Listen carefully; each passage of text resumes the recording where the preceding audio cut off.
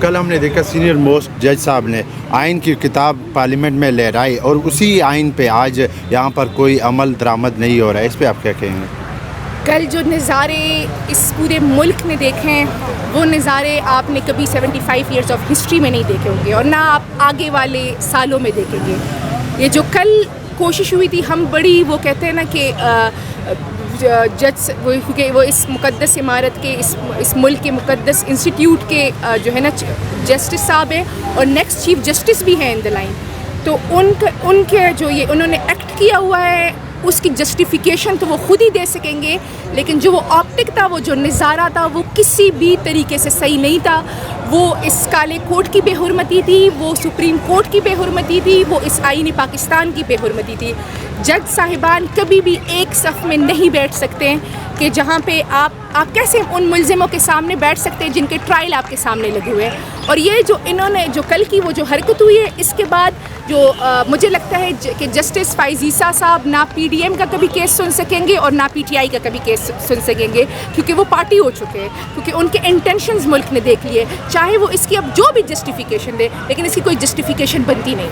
को 10 अप्रैल तक 20 अरब रुपये नहीं मिलेंगे और अगर उनको नहीं मिले तो वो 11 अप्रैल को सुप्रीम कोर्ट के सामने अपनी रिपोर्ट पेश करेंगे कि उनको पैसे मिले कि नहीं मिले।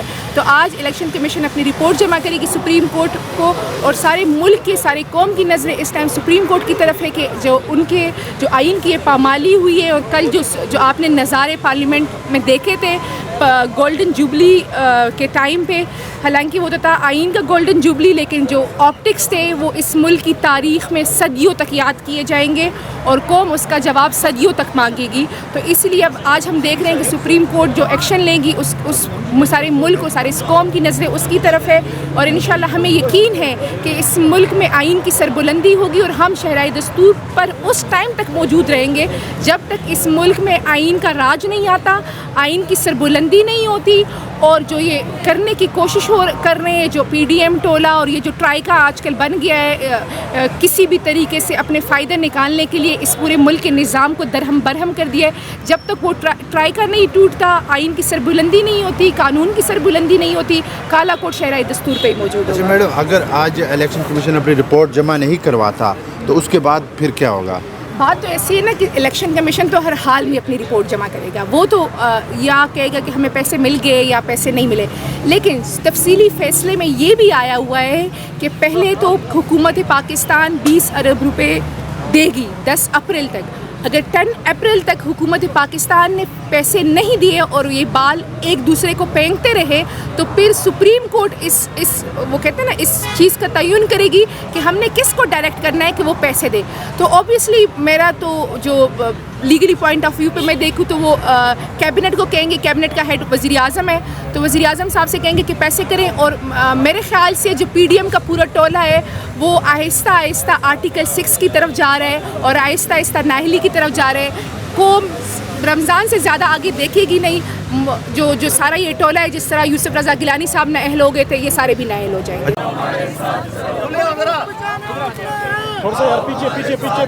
हम आइन बचाने निकले हैं, हम आइन बचाने निकले हैं, हमारे साथ चलो। हम आइन बचाने निकले हैं, हमारे साथ चलो। जुल्म के ये ज़ाब्ते, जुल्म के ये ज़ाब्ते,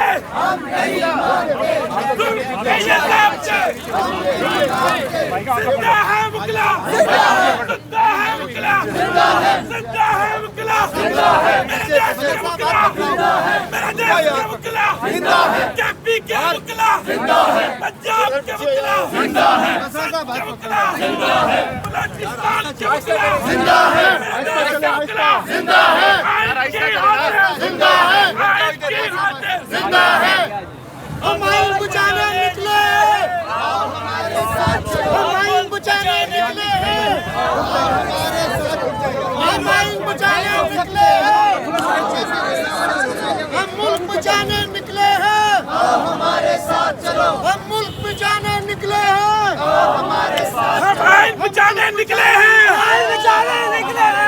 यार ऐसा चलो। बचाने निकले हैं, हम मुल्क बचाने निकले हैं, हम मुल्क बचाने निकले हैं।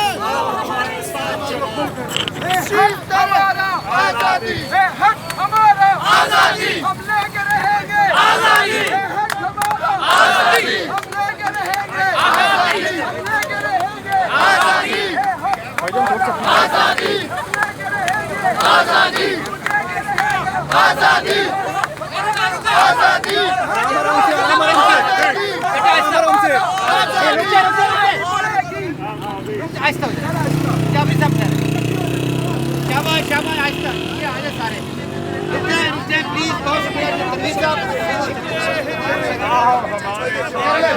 हम आइन बचाने निकले हैं।